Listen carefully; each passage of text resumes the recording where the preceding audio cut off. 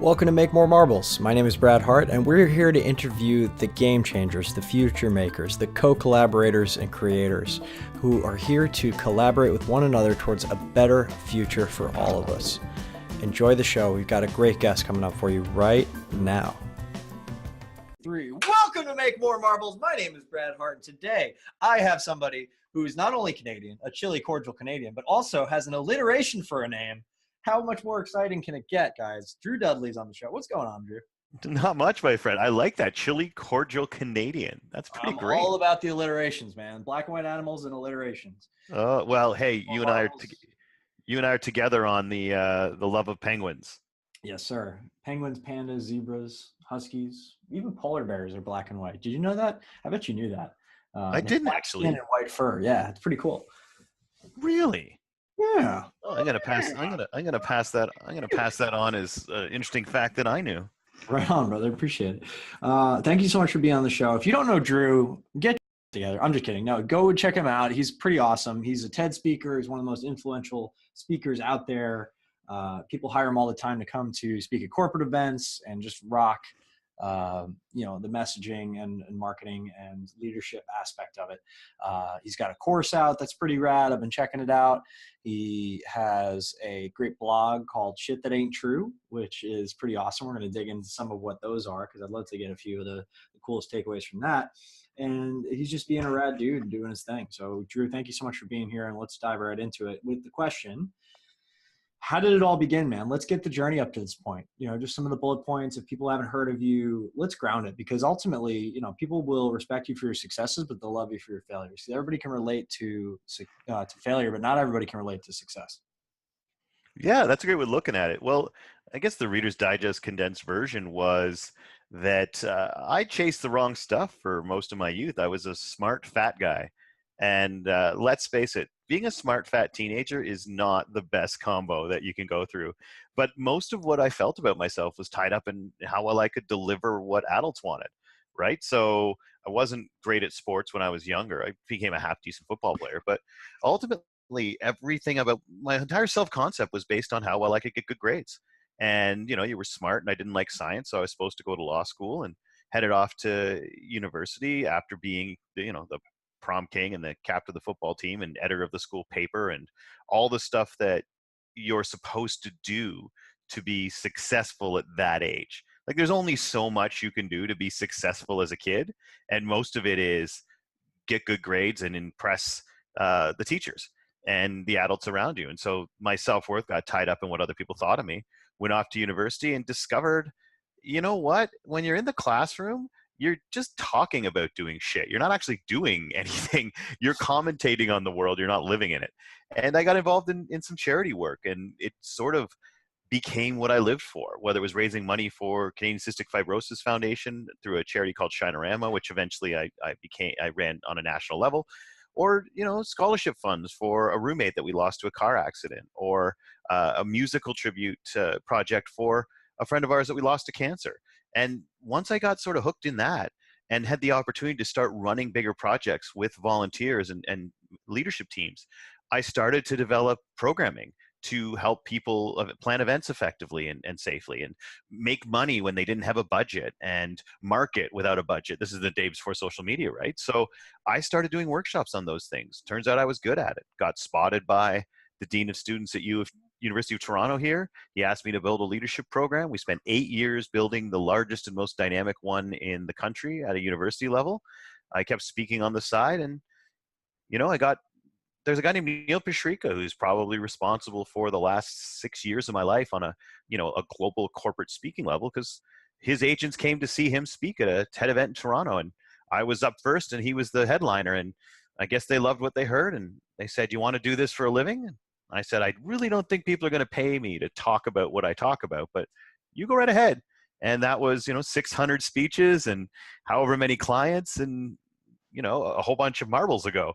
So that's kind of where it went. Where were the failures along the way? There was a lot of failures along the way. I was undiagnosed bipolar when I was young, and that resulted in that kind of relentless drive and creativity that I didn't really understand why I had this gear that other students didn't seem to have.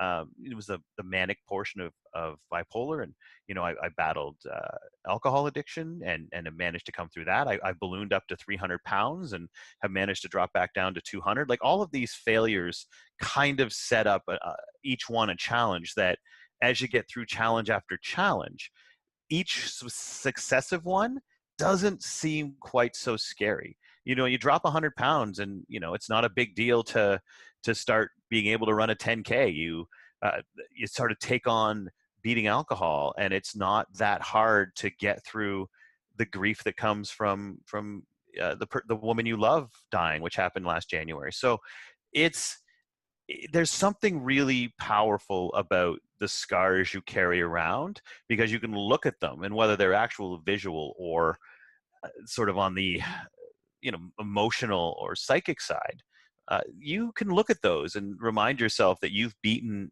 every challenge that's ever come your way.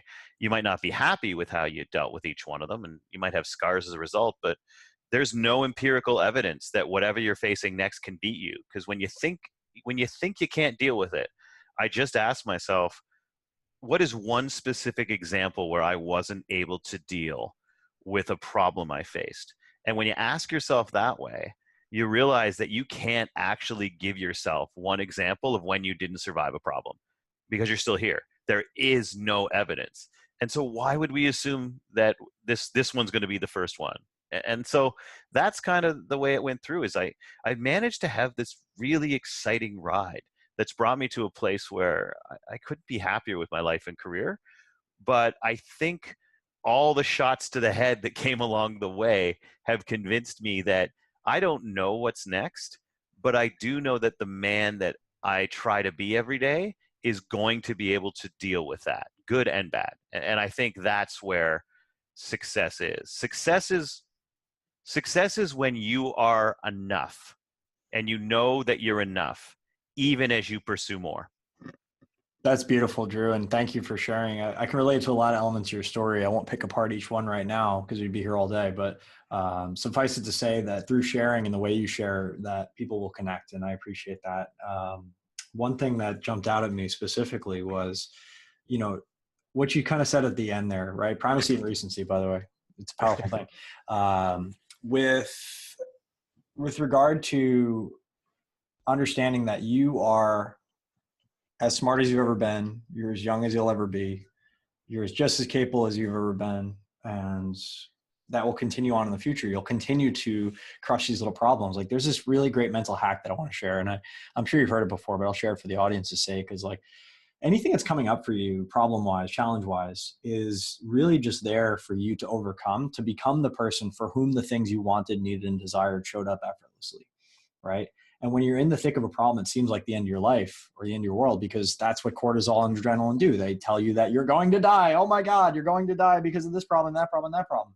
And that's just how we're wired. But you can step back and look at that and say, listen, is this going to matter in a year? Is it going to matter in a month? Is it going to matter in a week? Is it going to matter tomorrow? Well, if the answer to all those questions are no, or maybe, then why can't it just not matter now? Why can't you just forge ahead and make the best decision you know how to make? I've had people break down crying because I was able to show them that the decision that they were making isn't life or death. And they might have been living that way up until now, but they now have an opportunity to move forward into the future without having the burden of any one decision weighing on them, because they know they can always sort it out.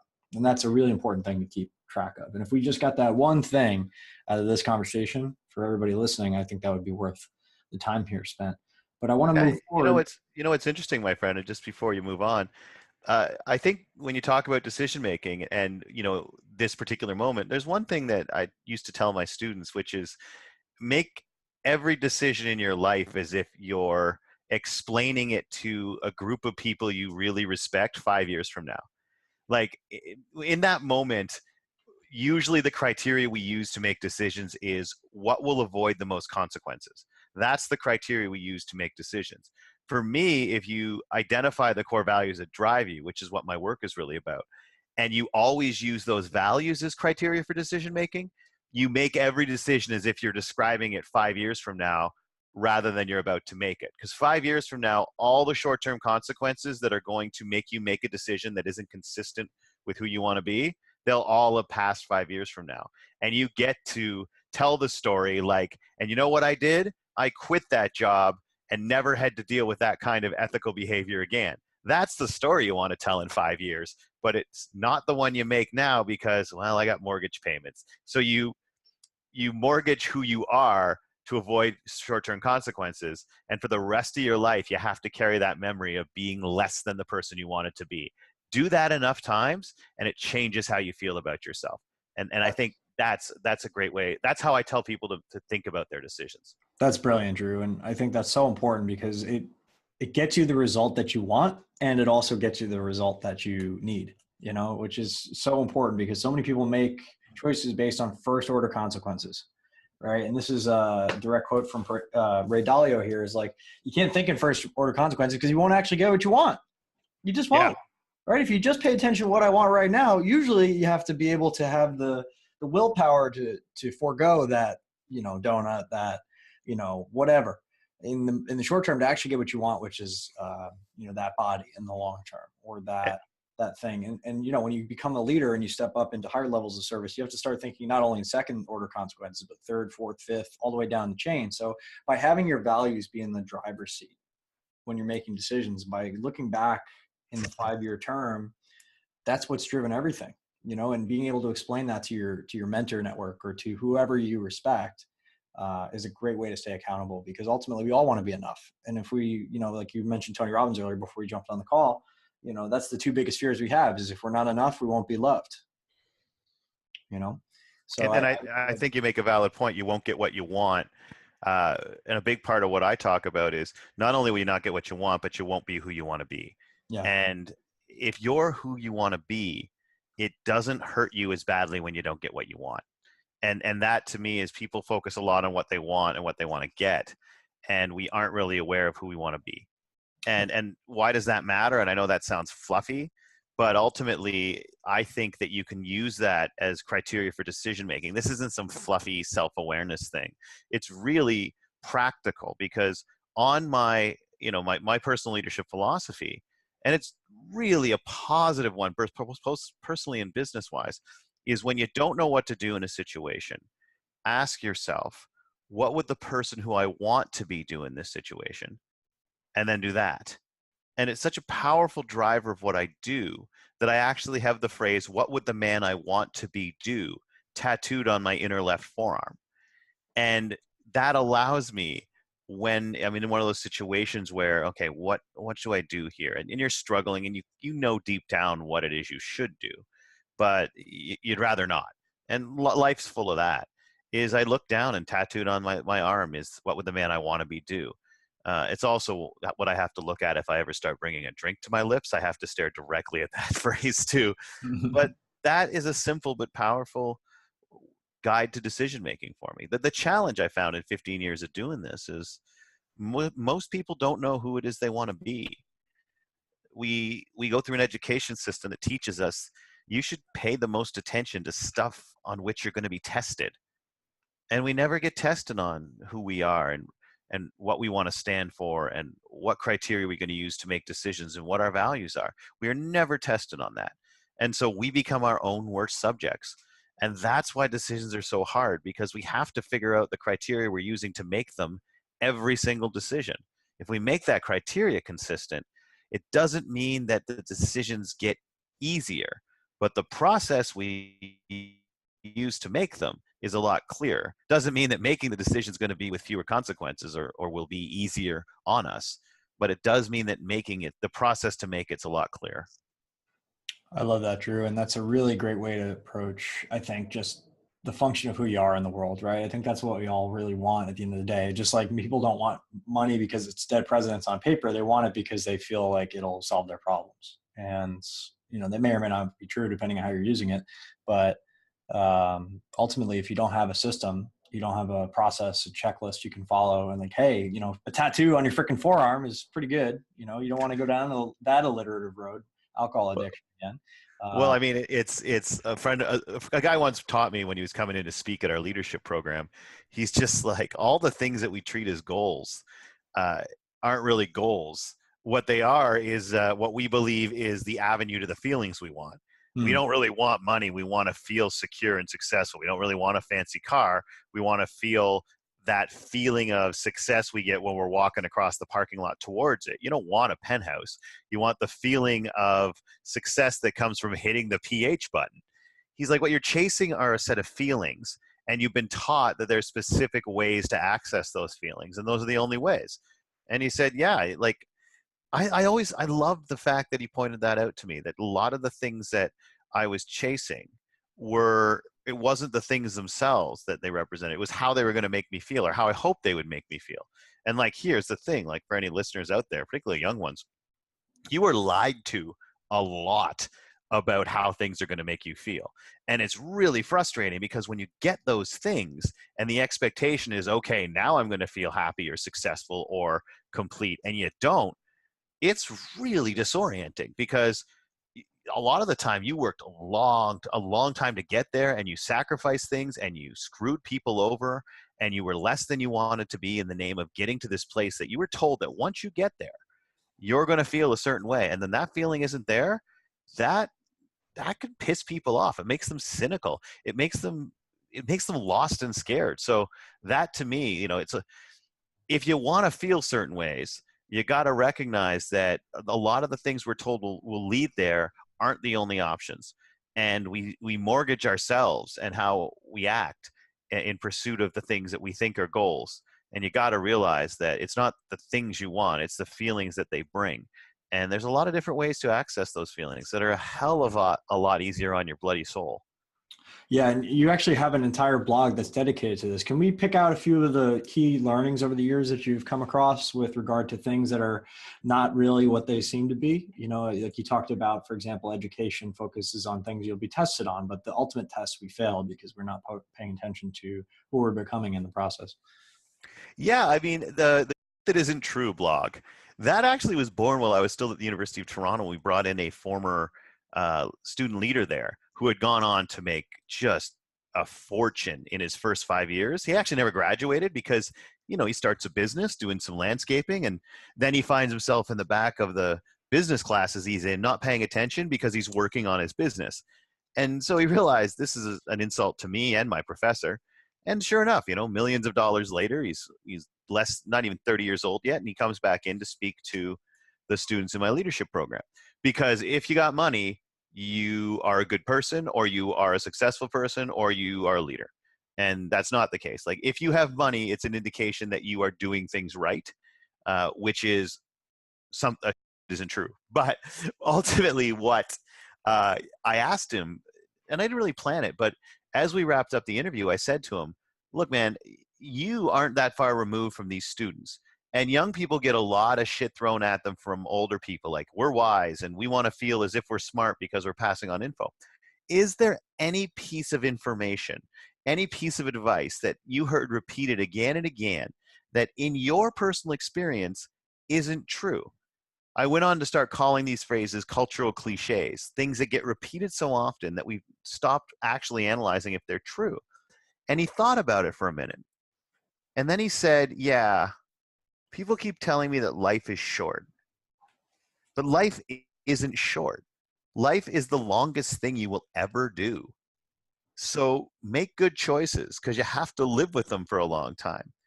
But don't forget, because life is long, when you do make bad choices, don't panic. You have plenty of time to make a bunch of good ones to recover. But I hate it when people say life is short, because it isn't. And I loved it. And so I started asking that question to all kinds of people. Like, what's a cultural cliche? Does slow and steady actually win the race? Have we really talked about that? If you're a listener here, think of your favorite sort of mantra or expression that's on your bathroom wall or whatever. And then make the opposite argument. You know what I mean? Like, actually pick it apart and say, this isn't good. So I started asking people this, and I got some really great ones. Like, the first woman I ever interviewed was from Uber, I believe. And I asked her, and she actually picked one of my favorite quotations of all time, which is, be so good they can't ignore you. And she said, that's not true, because the problem is it seems to indicate that that your entire purpose in life should be to get the attention of other people. And there's a real danger there.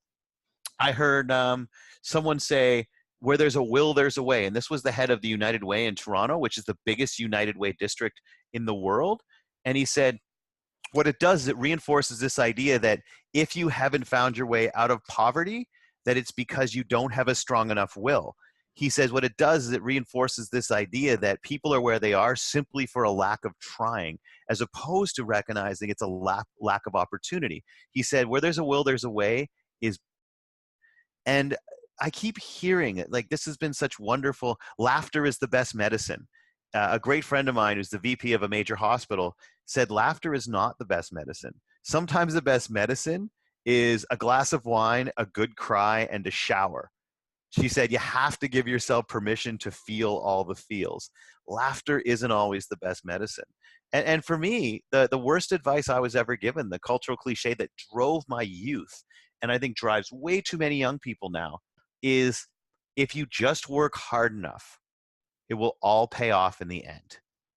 If you just work hard enough, it will all pay off in the end. What we have to recognize is when it comes to our education system, we don't ever tell our students how hard is hard enough.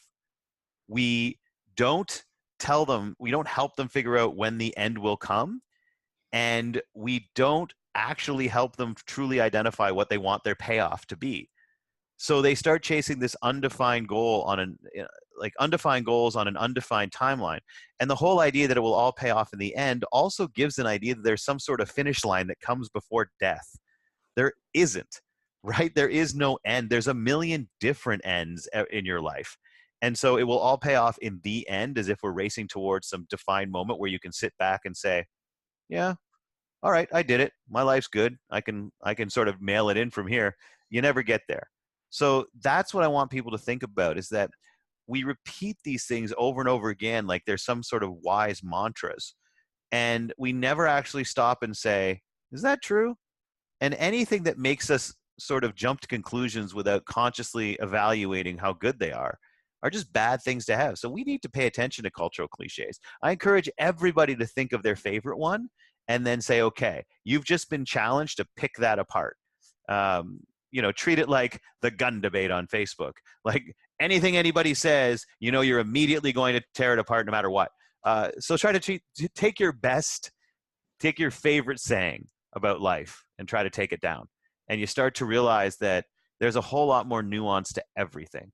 And that to me has been a really great experience. And I think that people find it good too to ask them, what's one thing that you found not to be true? Most people haven't been asked that. And the best questions are the ones where not only the asker learns something, but the person being asked does in the process of creating that answer. That's really great, Drew. And I just want to point out too that I think that's the most succinct possible way to show people that, hey, nobody's got it all figured out, right? That all this cliche advice is a cliche for a reason. If everybody knows something, then nobody knows anything. Really, right? Yeah. It's these simple truths that come out of experience and finding the thing that works for you and then relating it to your environment in a way that makes sense to you, right? With your own stories, your own paraphrasing, your own whatever, that is going to push the distance. And that's how knowledge is really created and wisdom retained, is that we have a system that works for us, right? We have a way to approach life that actually works for us. That's the definition of integrity. If you've taken Landmark, they talk about integrity being, hey, is your life working for you or not? It's not a values judgment, although that's important. It's saying like, hey, is what you're doing, given your goals and what you want to achieve, is it working or not? And if not, you have to shift. So, from the educational background, I agree, like we're failing our students miserably. But I think from the self-development background, which is really, if you want to be a leader, you got to start with yourself.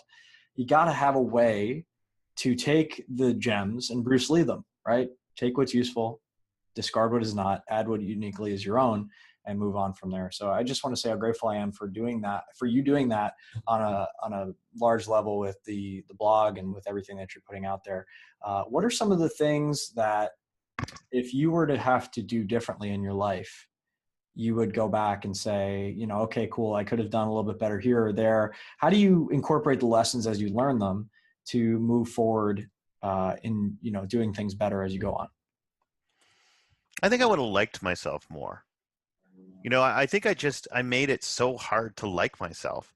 Like it was like when you if you're dating somebody for a while and you get to a point where you start to notice all kinds of little things that annoy you, and then it almost starts like this spiral where you're pissed all the time. And when you don't like yourself, your behaviors start to become a problem. So when you don't like yourself, you are always trying to do something that makes you do so. And when it doesn't, you become more and more frustrated, and you take that out on other people. I think that I have a friend of mine named Steph Dixon, who is Canada's most decorated Paralympian, 17, 17 medals or 13 medals, I think, and 5 world records. And she tattooed the word enough around her ring finger where an engagement ring usually goes. Because when I asked her why, she said, I married myself, because you should be most committed to the person you're going to spend the most your entire life with, and that's you.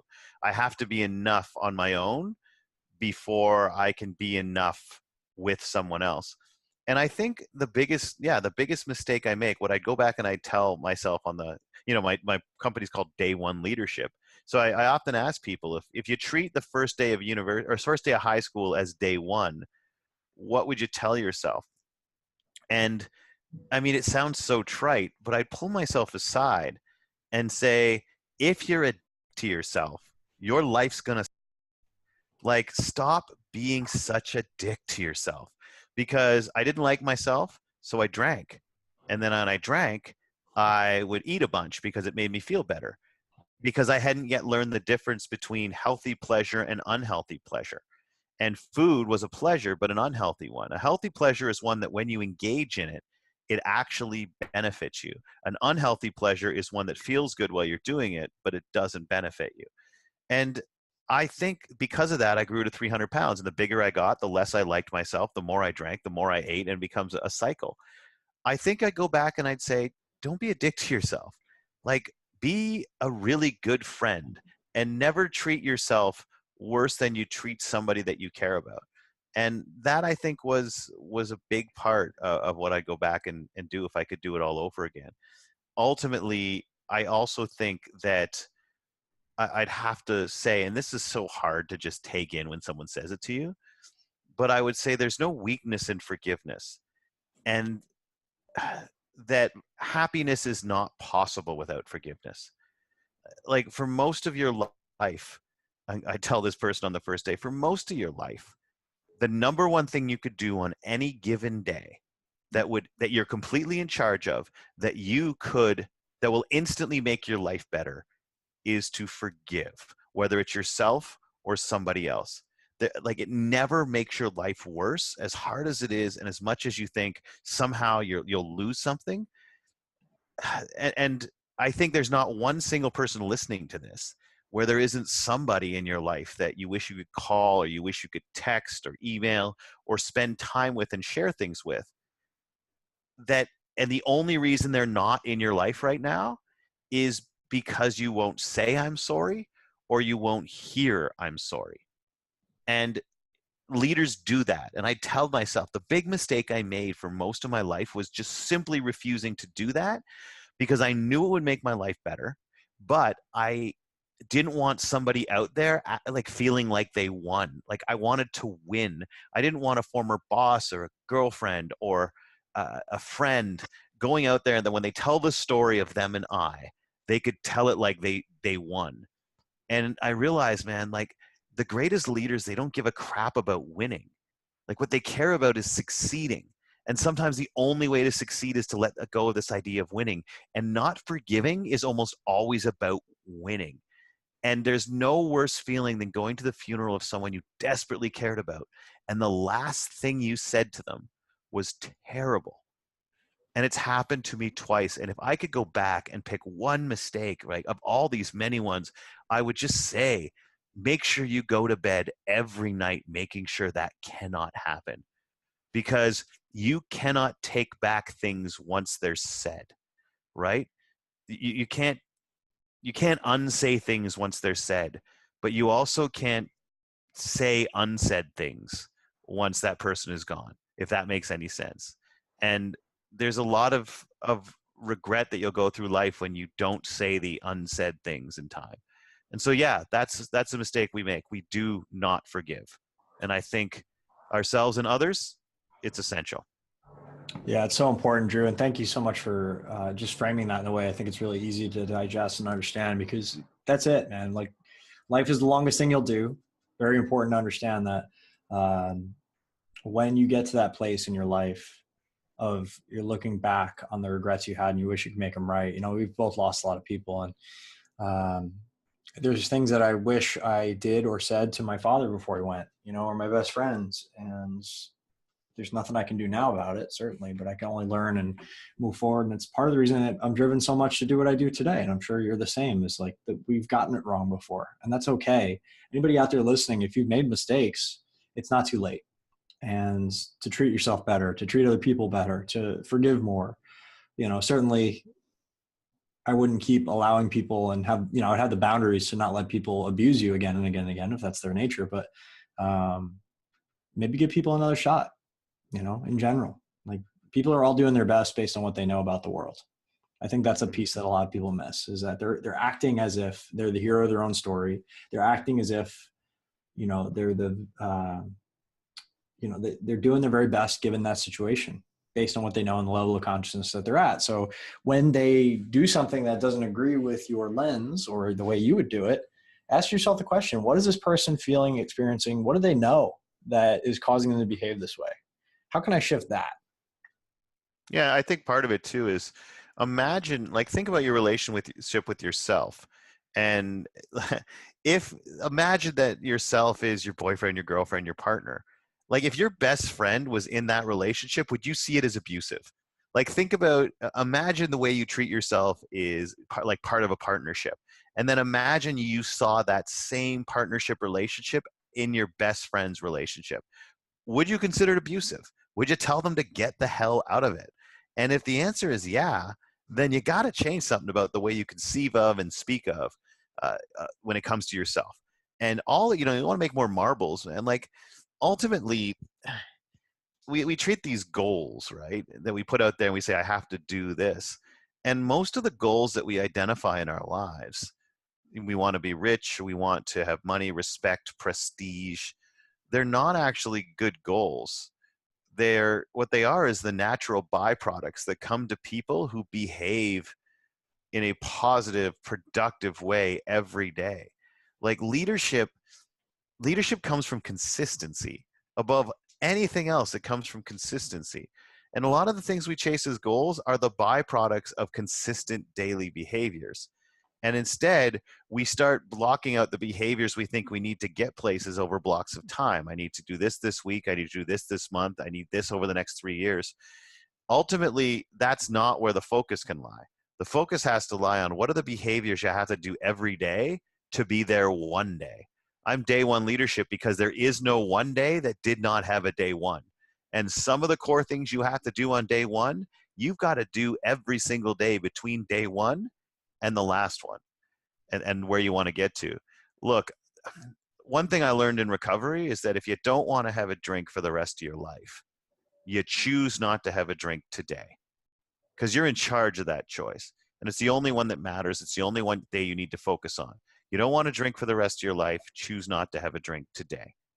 But then you have to treat every day of your recovery as if it's that first day, where there's one essential decision that has to be made. It's not the only decision you have to make every day, but it is the one that has to be made every day. And if you keep doing that, you identify the principal decisions and actions that have to happen on day one of any journey towards health, towards stopping a bad habit, towards building a company, towards building a strong relationship. What are the key actions that have to happen on the first day? And then make sure they happen every day. Treat every day like it's day one of your journey.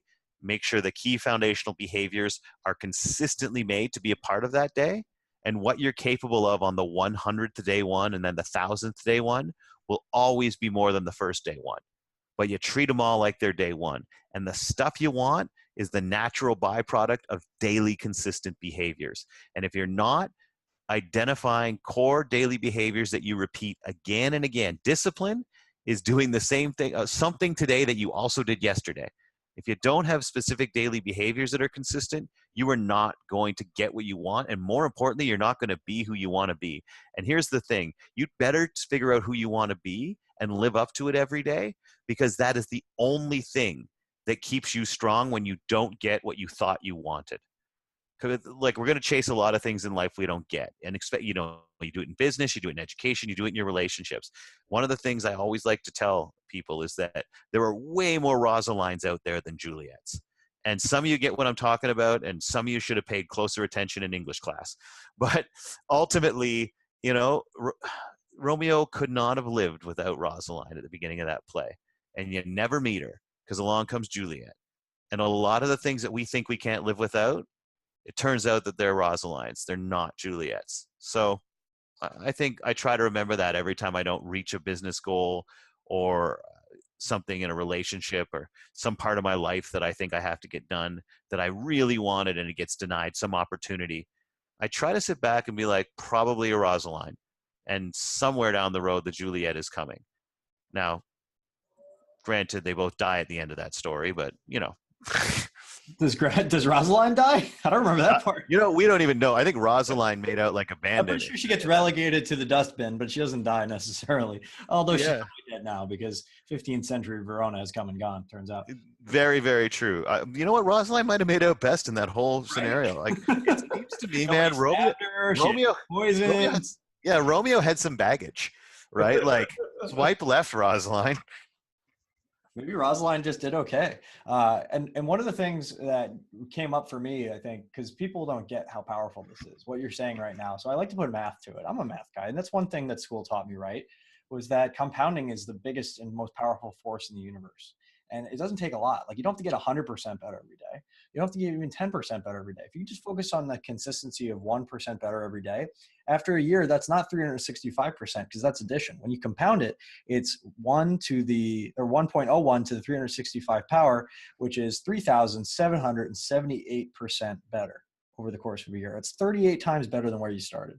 And it's just that function of consistency, because 1%, 100 days from now or 300 days from now is a lot bigger as a function of numbers, real numbers, than 1% was when you first got started. Most people don't see that beginning of the exponential curve, and they want to give up because they're not seeing results, because they're making 1% gains based on a very small number. But when you get the number bigger and bigger, and this is true in wealth, this is true in building an audience, this is true in reaching more people, the compounding effect is so massive that it's almost unbelievable, where you'll start making in those 1% bigger jumps than you did in the first 100 days and the first 200 days and the first 300 days. And when you get to be in Drew's position, where you've been at this for 15 years, the 1% shifts are so massive that you couldn't even have, foreseen it in the beginning. You couldn't even have imagined it. And I know I've had experiences like this myself, not to brag or impress, but the right person at the right time, in the right situation, the right deal, whatever it is, the right opportunity, just reaching out allows me to unlock potentially 6 or 7 figures in my life that I had no idea, connecting the dots, looking back or looking forward, that it would produce that. But I'm consistently building relationships and looking at those 1% gains. And that's why I can live the life that I live today. And I'm sure Drew and every other successful person and fulfilled person can say the same thing, because relationships are very much the same. And that's where you're going to get the bulk of your fulfillment in life. And I really feel like that message is important to reiterate, because if people don't put a what's in it for me on top of it, that's what drives them, right? Why do anything? What's in it for me? Well, compounding is in it for you. If you do the thing consistently, it compounds. Everything you said after the numbers sounds great. Yeah. Love it. Yeah, my eyes crossed as you started on that. I'm like, yeah, that sounds right. You can go do the math yourself if you like, but it's true. Like, I used to sit in class and wish somebody could tell me why the hell I needed to learn calculus. Nobody could ever explain it to me in a way that it made sense to me. And when they did, it was horribly boring. They're like, well, you could become a math teacher. I'm like, I don't want to be a math teacher. You seem like a loser, good sir. I'm sorry. I like how you tossed in the good sir. Well, I had to call my teachers sir, because they were monks and ma'ams as well. I went to a Catholic school, so I had a lot of experience with Um, you know, Well, I hope talking so. about, Otherwise, that's just odd. yeah, absolutely. No, it was an interesting experience. If you really don't want to be a Catholic when you grow up, send your kids to Catholic school. That's what I say. You know what? I went to Catholic school as well, and I don't know if I've ever heard it put quite that well. So, Drew, I want to kind of transition here and just say, like, I'm really grateful that you took the time and decided to share your message with us today. And there's a lot of valuable stuff here. I want people to, if you haven't been taking notes, go back and take some notes. There's some real gems there that I want you to pull out of here and share this as well. But Drew, I want to make it more about you right now. I want to put you on the spot just for a second, because the Make More Marbles community is an idea, really, more than anything else, right? It's an idea of how we can do shit better. And I don't believe that we can win just through competition. I think competition has its place, certainly, but we win more overall through collaboration with one another. And the way we do that here is that we want to connect you to the resources, the opportunities, the people, and the systems that allow you to move your mission forward faster. So what are some of the ways we can do that for you? What's your mission right now? What's the thing that we can most help you with, whether it's me, my team, or somebody listening at home? That's a really great question, my friend. Be decent to one another. I think, honestly, my particular concept of leadership is that we've defined it too narrowly, and we have therefore made most people feel that they're not leaders, and that there is a form of leadership to which we all can and should aspire. And at the core of that is finding ways to create moments that cause people to feel as if they are better off for having interacted with you. And especially for those of you listening in the United States right now, I'm not going to say there's been no time in human history, because your country tore itself apart with a war once. But I will say this: the divisiveness between people, the ability to uh, lose people's humanity and who they are and why they're worth something based on where they fall on an ideological spectrum, is it profoundly problematic right now. And so, just, this is more on a broader scale. I know you were looking for like a specific thing, but here's something: like, go out and do something to recognize someone else's leadership today. And if possible, do it in the realm that's not in your echo chamber. You know what I mean? Like, identify leadership recognized is leadership created.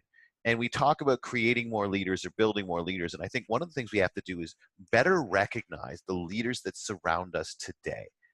That was the talk that sort of thrust me onto a lot of people's radar, is talking about what was called the lollipop moment, a moment when a young woman told me about an impact I'd had on her life that I was not aware of. And the impact it had on me to hear that has pushed me to encourage other people to think about moments in your life where someone fundamentally shifted the way you felt about yourself or the world, and then let those people know it, because when they feel it, they're going to do the same thing. So if you folks want to help me, my key life is about making people realize they have that power, that they have the power to, at least in a moment, shape how another person feels about themselves and the world. And what happens then is we start to recognize, one, we can impact each other positively, and two, that we can just as effectively support and build each other up than we can tear them down. And that most of the time, whether you're on the left, you're on the right, whatever you feel about issues, you all have the same ability to send people walking away from you feeling better. I recently heard a brilliant observation, which is you are entirely in control of what it feels like to talk to you. And I think, go out and recognize leadership in somebody else, and try to start remembering that every single moment you have a choice about what it feels like to talk to you, and to never lose sight of that fact, because the debates we're having, we're starting to treat people who disagree with us as if they are less than we are. And that is not leadership. I think that's really important. On the other side of things, if my work says identify the values that are most important to you and make sure that you live them each day, because what it does is it gives you evidence that you matter. Most people cannot answer the question, why do you matter? If I asked it to any one of you listeners, How do you answer that? Why do you matter? People struggle with the answer because we're not giving ourselves daily evidence that we do. What I teach is the importance of identifying the values that you want to drive you, and then making sure that you don't just say you want to stand for them, but you give yourself evidence that they do every day. If you're interested in doing that yourself, because what I think it will do is make more people do more things that impact others positively and send you home at night feeling as if you were the person you want to be, which isn't to say every day is going to be a good day, but you're not always in charge of what you have to do every day, but you're always in charge of who you are. And too often we allow ourselves and our self-concept to be formed by what we have to do and how well we do it, not whether or not we went through this day staying true to the person that we want to be. If you want, check out my website at drewdudley.com, and there's an online program that will help you surface those values. And it's relatively expensive, but if you type in the word marbles when you buy it here, you'll get, I think I set up $500 off for anybody who does this. So I think it'll be $200 if you want to take the program. I hate selling stuff, but that's what I'm trying to do. What I teach is a concept about leadership, but what I really want people to be able to do is know how to apply it specifically to their life. And what I try to do for podcasts and such is make it available to people if they'd like to do it. It's about 5 hours long of interactive and a lot of stories and a lot of key values in leadership and how to live them every day. Just type in the word marbles and I'll make sure that it's available to anyone listening for a couple $100. If you take it and you learn how to do it, teach it to somebody else because that part's free. And so we'll get it out there into the world. Just, to go back to one of my favorite, and I can't believe it was one of my favorite movies when I was growing up, like, be excellent to each other. We're just losing sight of the fact that we're people and we're just we're just acting like we're on different teams. And we just think even if we're the worst member of our team, we're better than the best member of the other. And what it does is it makes us all sort of clump together because it gives us a feeling of belonging and like people are on our side and a feeling of moral and intellectual superiority. And we need the other team in order to feel like that. You don't need to feel better than other people to feel worthwhile. You need to give yourself evidence that you've done things that matter in this world. And that will start breaking down some of those barriers between us. And maybe that was just a long spiel. It's just been a really hard week in watching how people treat each other. Smart, dynamic, caring, and compassionate people who basically are like, as soon as they realize you're on the other side, they simply aren't interested in you as a worthwhile human being anymore. And that's a problem. At the basis of every single interpersonal and societal dysfunction is fear. And leadership uses fear. Leadership removes fear to succeed, and politics adds fear to win. And what we need to start recognizing is that there are far more leaders than politicians.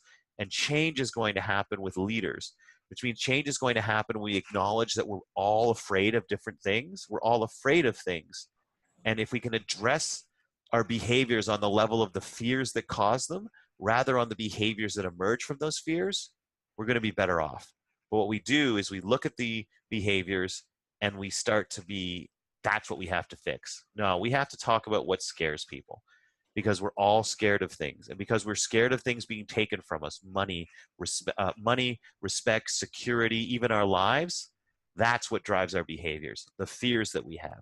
We got to figure out what they are, and then we've got to address them at that level. That's what leadership is. So start to see each other as leaders, start to recognize the impact, the positive impact we have on each other, and start to realize when you see people behaving in a way that upsets you, don't say they suck. Don't say we need to change that behavior. Say, what are they afraid of, and what can I do to maybe make them a little bit less afraid? The less fear we have, the less bad things we have. That's what we got to recognize. And each and every single one of us can do a little bit every day to make somebody a little bit less afraid of something. That's leadership, and every one of us has got it. I love that. That's really well defined and succinct. And I'm glad you went and got through all that, because that's so important. Like Jim Carrey once said that they want to be free from concern. That was the pivotal moment in my life where everything shifted for me. And he's a pretty smart guy and he's done really well in his life. And it doesn't have to just apply to making people feel, free from concern in a comedic sense, or using that as a tool. It's an important tool, but it's not the only way to do it. You can do it through leadership. And what I love what you said was leadership removes fear to help people succeed, and politics adds fear to win.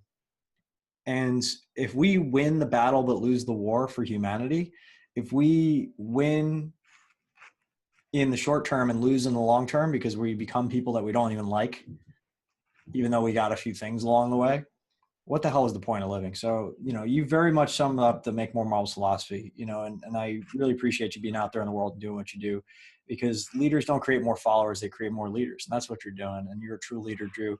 Thank you so much for being here. How can people reach out to you with the feedback, comments, people who are taking your course? I'm actually in the course too. I just signed up a little while ago there for the intro. And I would love some way for people to reach out. And that's at drewdudley.com. So that's DREWDUDLEY.com. And you can check out the course there. If you enter the code MARBLES, you'll get a significant discount, about 80% off of the price of the course. So that's really great. Drew, how do people reach out to you?